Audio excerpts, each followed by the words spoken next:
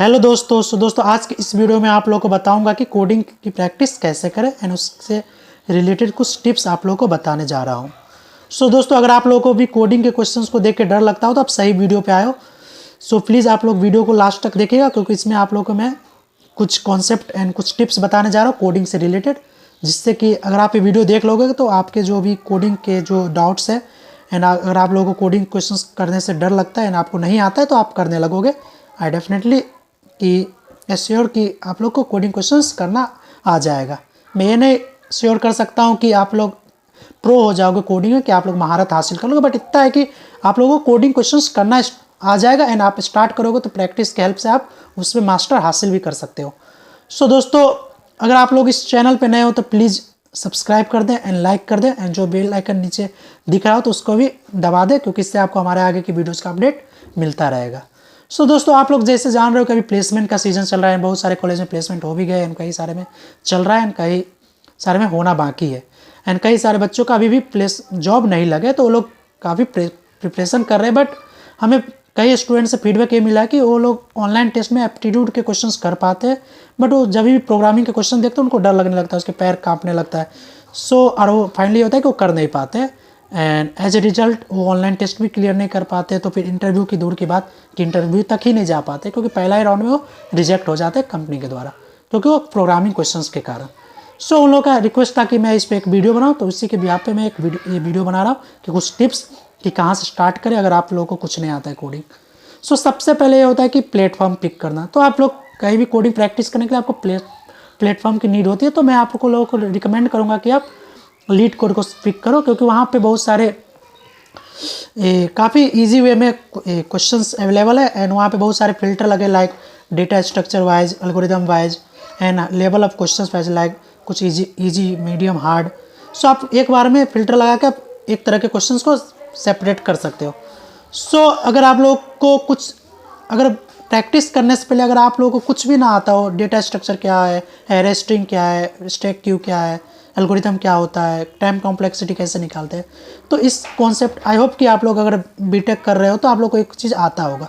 अगर भूल गए हो या नहीं आता हो तो फिर से आप एक बार प्रैक्टिस इस ब्रशअप कर लो इस सारे कॉन्सेप्ट के, कि कुछ डेटा स्ट्रक्चर जो बेसिक्स पे है, एरे स्ट्रिंग, स्टैक क्यू, जो भी बेसिक डेटा स्ट्रक्चर हैं, कुछ एल्गोरिदम के कॉन्सेप्ट एंड कुछ टाइम कॉम्प्लेक्सिटी के कॉम्प्लेक्स, इसको ब्रशअप कर लो। इसके लिए आप कोई भी साइट विजिट कर सकते हो। मैं I refer you to gigs for gigs को आप पिक कर सकते हो, वहाँ से आप सारे मटेरियल अवेलेबल है, वहाँ से आप पढ़ सकते हो। दोस्तों यहाँ से अगर आप ब्रशअप कर लेते हो कॉन्सेप्ट, इसके लिए आपको 7 से दिन मैक्सिमम है, इतने दिन में आप ब्रशअप कर लोगे। उसके बाद वापस से आप प्लेटफॉर्म पे आओ, लीड कोड पे, वहाँ से आप सबसे पहले 2 फिल्टर लगाओ, एरे एंड ईजी। तो ईजी और एरे के फिल्टर लगाओ एंड देन उसके बाद आप क्वेश्चन करना स्टार्ट करो। कोई भी क्वेश्चन स्टार्ट करने से पहले आपको मैं चार चीज़ बताऊंगा, उसके अकॉर्डिंग ही आप क्वेश्चंस को करना।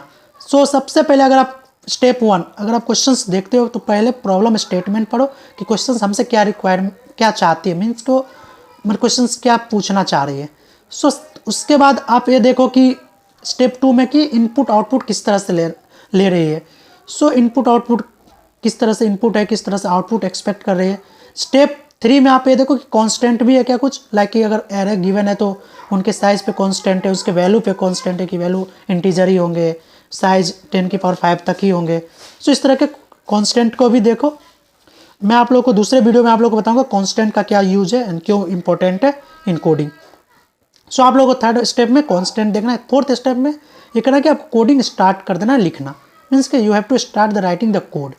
सपोज आपके पास 30 मिनट किसी क्वेश्चन को के लिए मिले हैं, आपको पहले 5 मिनट में आपको ट्राई करना है कि प्रॉब्लम स्टेटमेंट आपको देखना है एंड उसके बाद 1 से 2 मिनट में आपको इनपुट आउटपुट देखना है, 1 से 2 मिनट में कांस्टेंट देखना है। तो आपके कितने टाइम चलेगा, 5, 2, 7, 2, 9 मिनट। आपके बच्चे अभी भी 21 मिनट। तो इसमें आपको 10 से 15 मिनट में आपको कोड लिख लेना है एंड आपको एक बार कम से कम रन कर लेना है ऑल टेस्ट केस पे। उसके बाद अगर आपके कोई टेस्ट केस फंसता है तो आप उसमें लास्ट के 5 से 10 मिनट जो आप बचाए हो उसके हेल्प से आप with the help of custom input provided होता है वहाँ आईडी पे, उसके हेल्प से आप कॉर्नर केसेस को फाइंड आउट कर सकते हो एंड अगर आप कॉर्नर केस पता कर लिए तो जितने भी case available case test case कुछ कॉर्नर केस वो भी पास हो जाएंगे, आपके फुल मार्क मिलेंगे। सो अगर आप टाइम बचाते हो तभी आप कॉर्नर केसेस को आइडेंटिफाई कर पाओगे, क्योंकि अगर आपके पास टाइम नहीं तो आप जितने भी एक बार में जो अवेलेबल टेस्ट केस पास हो इतने पे आप रह जाओगे, एंड आपको कहीं कहीं पार्शियल मार्किंग होंगे, एंड कहीं कहीं कंपनी तो पार्शियल मार्किंग अलाउ भी नहीं करती है, तो आपको 0 नंबर मिल जाएंगे, एंड कई कंपनी पार्शियल मार्किंग अलाउ करती है। सो बेसिकली आपको करना है कि आपको लास्ट में 5 से 10 मिनट, अगर 30 मिनट क्वेश्चन है तो आपको बचाना ही है उससे पहले। तो इसके लिए आप कैसे बचेंगे, जो मैं आप लोगों को स्ट्रैटेजी बताया कि जो आपको 30 मिनट दिए तो पहले 5 मिनट स्टेटमेंट प्रॉब्लम स्टेटमेंट को समझना है, फिर दो मिनट में इनपुट आउटपुट, 2 मिनट में कंस्टेंट, 10 से बाकी के 10-12 मिनट में कोड लिखने हैं सारे, एंड बाकी के 5-10 मिनट में आपको कॉर्नर केस रिजॉल्व करने। अगर आप एक बार में ही कर ले तो आप फिर स्टार्टिंग में आपसे एक बार में क्वेश्चंस नहीं होंगे, क्योंकि कुछ क्वेश्चंस कॉर्नर केस फंसेंगे, कुछ इंटीजर मतलब कुछ वैल्यू के अकॉर्डिंग, या कुछ क्वेश्चंस तो फंसेंगे। तो इसके लिए आपको सेफ साइड के लिए 10 मिनट आपको बचाने होंगे, 5 से 10 मिनट। सो दोस्तों, अगर आप लोग इस तरह से स्ट्रेटजी पे आप फॉलो करते हो एंड कोडिंग प्रैक्टिस करते हो, सो आप लोग डेफिनेटली कि आप क्वेश्चंस को, जो भी क्वेश्चंस आपके गिवन प्रोग्रामिंग के दिए होते हैं ऑनलाइन टेस्ट में, तो आप इजीली उसको कर पाओगे। सो दोस्तों, सबसे पहले अगर आप लोग प्रैक्टिस कर लेते हो, जो भी मैं बेसिक्स बताया कि प्रोग्रामिंग के ईजी में एरे क्वेश्चंस, ईजी में स्ट्रिंग, तो उसके बाद आपको फर्दर स्टेप में ये है कि आपको कुछ मीडियम के भी क्वेश्चंस देखने हैं, मीडियम के स्ट्रिंग एंड मीडियम के जो मीडियम लेवल के एरे के क्वेश्चंस। अगर उसके बाद अगर आपको करना है, साथ साथ आपको ऑनलाइन जो टेस्ट चल रही कंपनी वो आपको देना है, एंड उसके बाद आपको कुछ दूसरे डेटा स्ट्रक्चर लाइक कि स्टैक क्यू के भी क्वेश्चंस पिक करने। तो इसी तरह आप स्टेप बाय स्टेप आपको ऊपर बढ़ने हैं। सो इसमें आपको ऐसा नहीं कि स्टार्टिंग में एरे, सबसे पहले आप एरे स्ट्रिंग से ही स्टार्ट करना, एंड उसमें भी ईजी देन मीडियम, एंड जो भी मैं 4 स्टेप बताया किसी भी प्रोग्रामिंग क्वेश्चन करने का, पहले स्टेप में प्रॉब्लम स्टेटमेंट समझना, दूसरे स्टेप में इनपुट आउटपुट को समझना, तीसरे स्टेप में कॉन्स्टेंट को समझना, एंड चौथे स्टेप में कोड लिखना, एंड लास्ट के स्टेप में वही कि डिबग करना कि आपको कॉर्नर केसेस पास नहीं हो रहे तो उसको कस्टम इनपुट के हेल्प से डिबग करना, एंड उसको फाइनली पास करवाना।